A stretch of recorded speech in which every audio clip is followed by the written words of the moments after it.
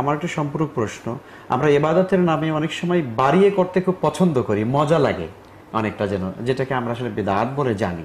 তো একটু যদি আপনি পরিচয়টা করিয়ে দেন আমাদেরকে। অনেক আলেমরাও এটার ব্যাখ্যা করতে গিয়ে বলে বিমানে চড়া কি বেদাত, এটা করা কি বেদাত।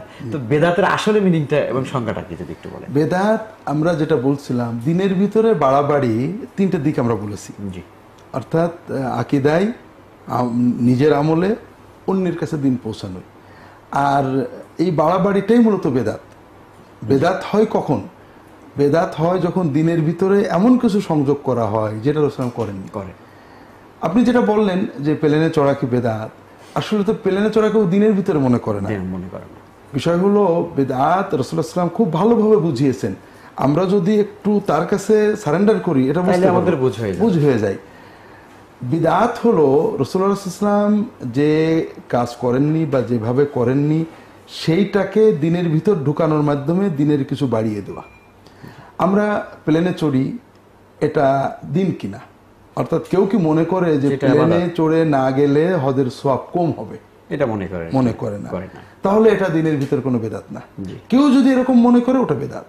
বেদাতের ক্ষেত্রে কয়েকটা বিষয় হাদিসের আলোকে আল্লাহ রাসূল সাল্লাল্লাহু আলাইহি ওয়াসাল্লাম বলছেন, মান আহদাসা ফি আমরিনা মা লাইসা ফি মিনহু ফাহুয়া রাদ, মান আমিলা আমালান লাইসা আলাইহি আমালুনা ফাহুয়া রাদ। তাহলে এই নতুনত্বটা দিনের ভিতরে ফি আমরিনা হতে হবে। দিনের বাউন্ডারির বাইরে যত নতুনত্ব, এটা বেদাত না। দুই নম্বর কথা, এর ভিতরে রাসূলুল্লাহ সাল্লাল্লাহু আলাইহি ওয়াসাল্লাম সাহাবীদের যে কর্ম রয়েছে তার বাইরে এটা হতে হবে। এরপরে রাসূলুল্লাহ সাল্লাল্লাহু আলাইহি ওয়াসাল্লামের রদ কথাটা থেকে আরেকটা বোঝা যায় যে যে কর্মের পিছনে সওয়াবের চিন্তা আছে, এটা শুধু বেদাত হবে। অর্থাৎ সে সওয়াবের আশায় করেছে, আল্লাহ রিজেক্ট করে দিয়েছেন। আর যেখানে সওয়াবের আশা নেই, এটা তো বেদাতই হচ্ছে না। চতুর্থ আরেকটা বিষয় আছে, রাসূলুল্লাহ সাল্লাল্লাহু আলাইহি ওয়াসাল্লাম বারবার হাদিস শরীফে বলেছেন, কুল্লু বিদআতিন দালালা, প্রত্যেক বেদাতই বিভ্রান্তি। তার অর্থ হলো বেদাত মূলত কর্ম নয়, মনের ব্যাপার, চিন্তার, বিশ্বাসের ব্যাপার। বিভ্রান্তি এটা চিন্তার জগতের ব্যাপার, কর্মের জগতের না। কারণটা কি বোঝেন? যেমন মনে করেন আমি দাঁড়িয়ে দাঁড়িয়ে তাসবিহ তাহলিল করছি, এটাকে কেউ বেদাত বলবে না। আমি বসে শুয়ে দাঁড়িয়ে সর্বাবস্থায় আল্লাহ জিকির করতে পারি। আমি বসেছিলাম কোরআন তেলাওয়াত করতে করতে পা ব্যথা হয়ে গেছে, দাঁড়িয়েও কোরআন তেলাওয়াত করছি, এটাকে কেউ বেদাত বলবে না। কেউ বলবে না দাঁড়িয়ে কোরআন তেলাওয়াত করা যাবে না। কিন্তু একজন লোক এই দাঁড়িয়ে জিকির বা তেলাওয়াতকে ইবাদত মনে করে। অর্থাৎ সে বসেছিল, কোরআন তেলাওয়াতের জন্য দাঁড়িয়ে পড়লো, যে দাঁড়িয়ে পড়লে কোরআন তেলাওয়াতের সওয়াব বেশি হবে, কোরআনের আদব হবে। সেটা দলিল দিল যে আমরা সালাত আদায় করি, নফল সালাত বসে পড়লে অর্ধেক সওয়াব, দাঁড়িয়ে পড়লে পূর্ণ সওয়াব। আর নফল সালাতে দাঁড়িয়ে তো আমরা কোরআনই পড়ি, তার মানে এই কোরআনের জন্যই আল্লাহ সওয়াবটা ডবল দিচ্ছেন। তার মানে কোরআন দাঁড়িয়ে পড়লে ডবল সওয়াব। এই যুক্তি দিয়ে, সুস্পষ্ট যুক্তি, দলিল, প্রমাণ দিয়ে সে দাঁড়ানোটাকে কোরআন তেলাওয়াত নামক ইবাদতের একটা অংশ মনে করলো, সব মনে করলো। তার এই মনে করাটা কিন্তু বেদাত, গোমরাহি, দলাল, পাপ। সে দাঁড়িয়ে কোরআন পড়ছে, এটা মূলত পাপ ছিল না। কোরআন রাসূলুল্লাহ সাল্লাল্লাহু আলাইহি ওয়াসাল্লাম সালাতের ভিতরে দাঁড়িয়ে পড়েছেন, দাঁড়িয়ে পড়াটাকে বেশি সওয়াবের বলেছেন, ঠিক আছে।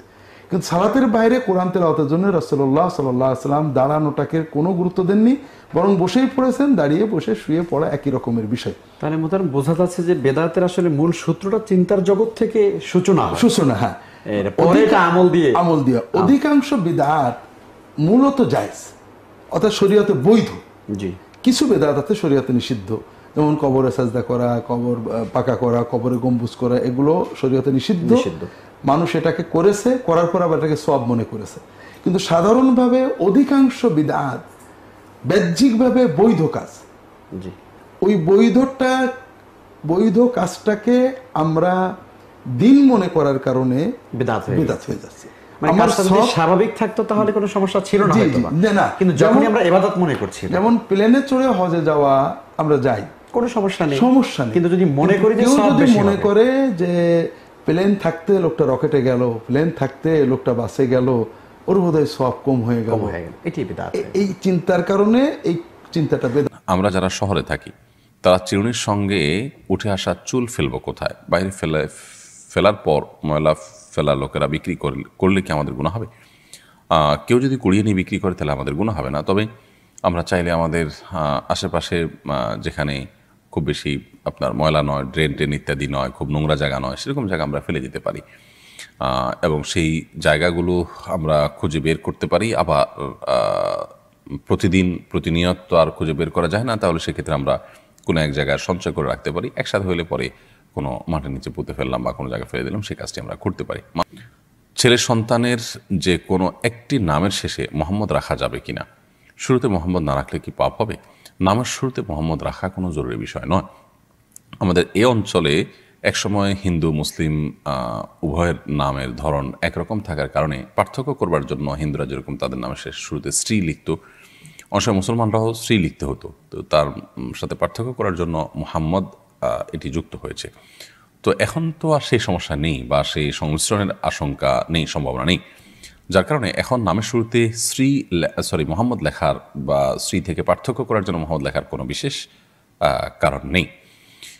বিধায় কেউ যদি লেখেন, এটা একান্ত তার ব্যাপার, এটা শরীয়তের কোনো নির্দেশ নয়, এটা কোনো সুন্নত মুস্তাহাব বা আপনার শরীয়ত নির্দেশ আলোকে করতে হবে এমন কোনো বিষয় না, এটা একান্ত তার ব্যাপার। তিনি মোহাম্মদ প্লাস আরেকটা নাম রাখলেন।